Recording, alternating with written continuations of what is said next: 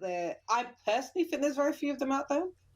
And I think also the ones who are Christian men are probably not the ones who are appealing to women. And I think that's also something else. So sad. I think in terms of they're not the ones that women want to go for. Let's be honest. Like, because there are good Christian men out there, but a lot of them aren't packaged the right way. And they're not cool. And they're not suave, and they're not tall, and they're maybe not very they're maybe not earning six figures if we want to bring in Kevin Foolishness Samuels. Like, they're people who aren't top draw in the eyes of society. And I think women need to talk to ourselves as well and say, if he's not packaged in a certain way, do I want him? But if he's a good Christian man, we want him to be a good Christian man, 6 foot, green-eyed, this, that, and the other, earning six figures, blah, blah, blah, blah, blah. And he might not come packaged like that. But I do struggle to think that there's a lot of good men out there. Coach, I've said that so many times. I do think that there's probably, I think the bar's low. And I think we as women, again, we've accepted so much foolishness, or we've tried to work with the potential so much that guys can bring a whole bag of madness without us. Like, if you're not willing to cut it off at the beginning and be like, this is some BS, okay, I'm out. Thank you, but no thank you. No, I think he has something. I think there's something there. I think he needs some time. I think he's going through a bad, rough period. He's just trying to get his business off the ground. His grandmother just died. We're going into a recession. He has to rent out. There's all these excuses we make, apart from the fact, like, no, you're working with a pile of crap that just needs to be left in the corner. So... I hear you. Sophie said it all. I'm not going to start speaking because I will never start.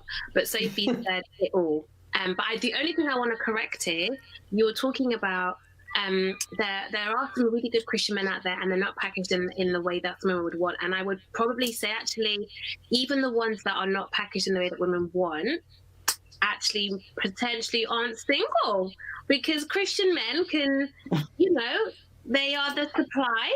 Sorry, they are the supply, and it's a simple economics game. Well, would you say those are good guys, though? I wouldn't even include them. If they're not a good Christian guy, if they have 5 women on the go. Well, 5 women on the go. I guess more what I'm saying. I know a few Christian guys who have more than 3 women on the go. Absolutely. Yes, but they're not good. They're not good. That's the point, Fabrice. They're not good. Like, from the time you have... That's true. What type of harem is this? Saying, they're not tall. You're saying they're not tall, or they're not, like, I don't know, tall, dark, and handsome. Let me tell you, you can be tall, dark, and handsome. You can be short, round, and whatever. You can be in between and, like, slender. You can have a belly, not have a belly. It doesn't matter. There'll be somebody out there who is happy with that package, just because actually there's not that many Christian men out there. So it doesn't, your package, to be honest with you, doesn't really matter. No, I disagree with that one, Fabrice. Let's put your hand up if you're married, if you're not married here. Are you married? Okay. Oh, sorry, no, I'm not married. I'm not married. So me and Kofi can talk. Sophie can't talk because Sophie's married. She's already taken, yeah. You're taken already, and you don't really know what's going on in these streets. In the streets, they're hot. Okay, there's many out here who are walking Leviticus books. There are many who are Nahum and Obadiah books. They're not exciting, bruv. You understand? We don't. If I mention the books in the Bible that Nahum, who has read that one? Obadiah, who's finished reading that one? You haven't read those books. You know why? They ain't really that exciting. Let's keep it 100% real. They ain't that exciting, right? Just like life. Some of these guys are just like some of these books. We don't read them oftentimes because they are not that exciting. You read it and you don't even understand. Okay, look. But the thing is, Coach, all of you are missing it. I feel like that's what I was saying. Like, they're not. What you're saying. That is what you're saying. And you and Kojo are saying, it's because they're not exciting. I'm trying to tell you, even the exciting guys have got options. That's what I'm trying to say. Oh, yeah, no, the exciting guys got options. Yeah, of course. I mean, everyone's read the book of Daniel, right? So it's an exciting book. I said options.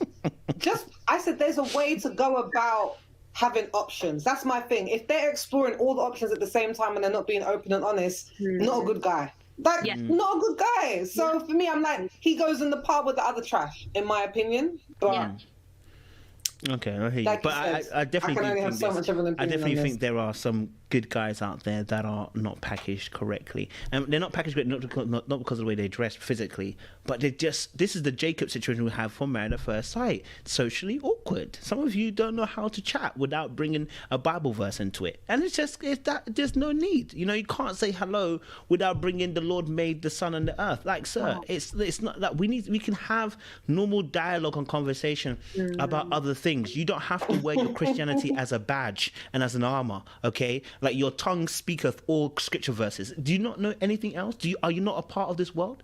Yeah, you're in this world, at least. But that's the thing, Kojo, I don't... No, but I feel like they're socially awkward, and then there's what you're talking about, which is detached from reality, which I think, again... There's a lot of those. Are two different things. Just remember, there's not a lot left. This is what's left. But this is what I'm saying, Kojo. Every time I cut something off, it makes it narrower. So you have to be in the world but not of the world. That's cool, but you can't be detached from reality. Okay, so that cuts out some more. You can't be only talking about the Bible and have no concept of what's going on. Okay, cuts it off some more. Like, it gets smaller and smaller, and that's why I'm saying I think the pickings are so slim. Or they're already taken. That's the things. Pickings slim, already taken. Wait, those were just prison, okay? Let's just prison convertees, yeah. This is in America, man. In the UK, no, but okay. So in the UK, because the women have the same thing, they also want these men that have game, that have what they really mean is the men that are not they're not relative. Okay, these men them are not relative, and so I understand that, because what you're really talking about is church people, because those of us who have gone out into the world and come into the church. We've been out there, you know what I'm saying? We come with a different nuance, we come with a different source, we come a bit differently. But those who have grown up in the church and never left the church, you can almost taste Jesus upon every word they say. It's like, bro, listen, I am cool that you're a Christian, I love it, and it's amazing. Okay, but I'm not married to Jesus, okay? I already have Jesus in my life. I don't need you to be my Jesus, okay? I just need you to be a human being of the opposite gender, and I'm trying to get to know you. But some of these guys and girls don't have it. People want the perfect balance. That's what I think. People want the perfect balance. Holy and hood. That's what they want. Yes, holy hood. Yes. Holy hood. But that's what I was saying. That's what I was saying. And it's like, when you want the holy and the hood, sometimes you can't find it. And then that's what I'm saying. That was my point. You're left with Amos in the Bible. I hear you. So moving on to obviously what Choma and Paul were actually talking about. So I'm just going to my notes. Interesting enough as well.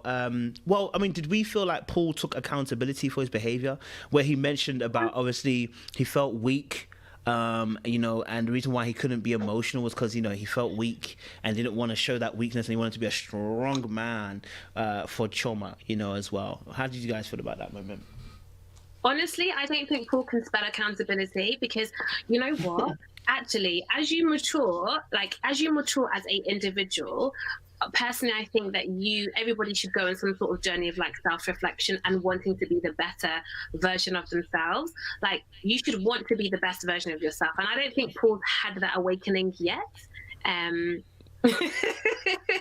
I don't think Paul's had that awakening yet. So even when he was talking and he was saying, oh, actually, you know, I felt weak and I wanted to be strong for Choma, I'm actually not sure if that's really how he felt. I'm sure he experienced his own trauma. I'm not saying that, and I'm not invalidating his feelings, but I think the idea of feeling weak, I don't really think he felt weak. I think he felt uncomfortable because his future was no longer secure and it was in the hands of someone else, and he didn't know how to control that, and he felt very uncomfortable with that situation.